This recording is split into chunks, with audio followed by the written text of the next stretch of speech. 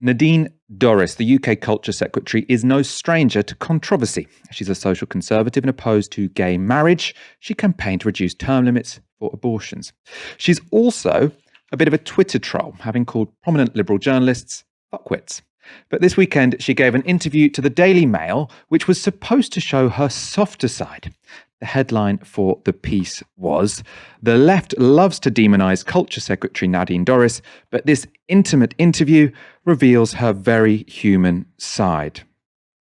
This was, however, not to be an interview which would persuade any or many of Nadine Dorries' critics. Asked about Caroline Noakes alleging she was groped by Boris Johnson's father, Nadine Dorries said the following: "I don't believe it happened. I have known Stanley for 15 years. He is a gentleman. It never happened to me. Maybe there is something wrong with me." Now, the context here, Stanley Johnson has been accused by two women of inappropriate touching. One was Caroline Noakes. She's a Conservative MP. The other was Alva Ray, who was a journalist at The New Statesman. According to Nadine Dorries, though, because it never happened to her, it can't have happened to anyone else. Caroline Noakes wasn't impressed. She told the Press Association, "I am very sorry the Secretary of State has used her considerable influence and power in the media to denounce me in this way. I very much hope her attitude does not deter other women from being brave enough to report their experiences of public sexual harassment." Nadine Dorries is the protagonist of reality. So if something hasn't happened to her personally, it hasn't happened to anybody. And, that's why you do have to have an incredibly high threshold to accuse anybody of, any kind of sexual violence. They have to have done it to every woman on the planet for it to have happened at all. And I think that's a very sensible threshold to have for taking action on sexual harassment, sexual assault, or indeed rape. And I think it's a really workable policy to have. Unless you've done it to every woman, you've not done it at all. And she's not going to suffer any consequences for this, right? I mean, this is the kind of thing you're allowed to say on the front bench. I mean, especially when your boss is the son of the person who is, the accused. Well, look, I think we've got two issues to separate out. One is the level of tolerance shown for Stanley Johnson's history of misogyny. Right? And he does have a history of misogyny. He's been accused by his ex-wife of breaking her nose. That's Boris Johnson's own mother.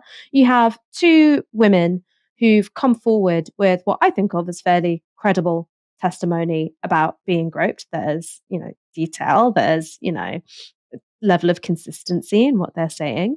They're two women who also aren't necessarily friends or political allies. They've got absolutely no reason to make any of this stuff up.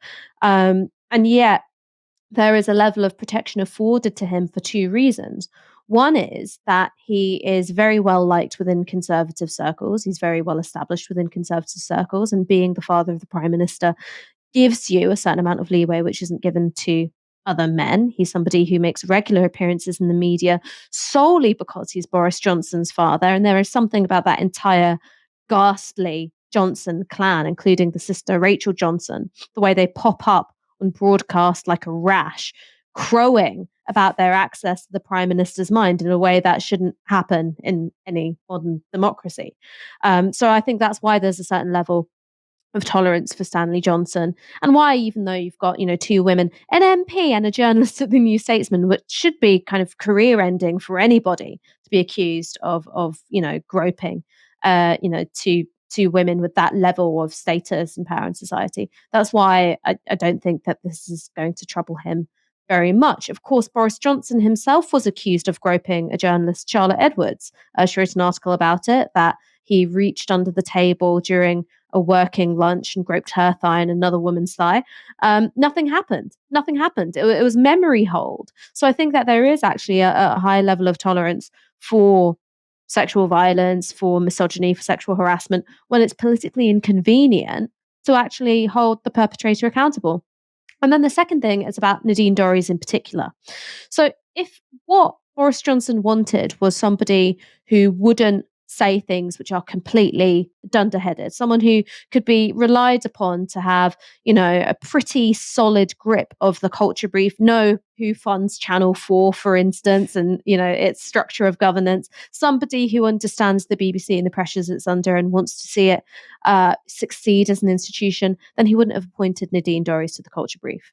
She's somebody who has distinguished herself, I think, with a level of viciousness and stupidity, which puts her head and shoulders above many others within the Conservative Party. So that really is some achievement.